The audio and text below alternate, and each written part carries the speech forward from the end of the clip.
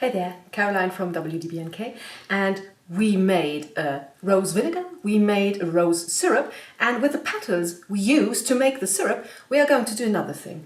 We're going to do a rose spread. Hashtag spread of roses.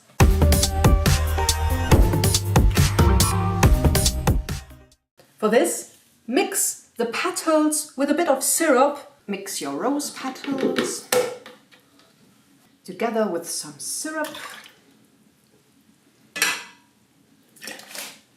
And I use a gelling agent that works cold. It's made from different starches and pectin. And mix. I don't want to destroy the rose petals, so I use a mixer that doesn't shred them. And now mix for 5 minutes.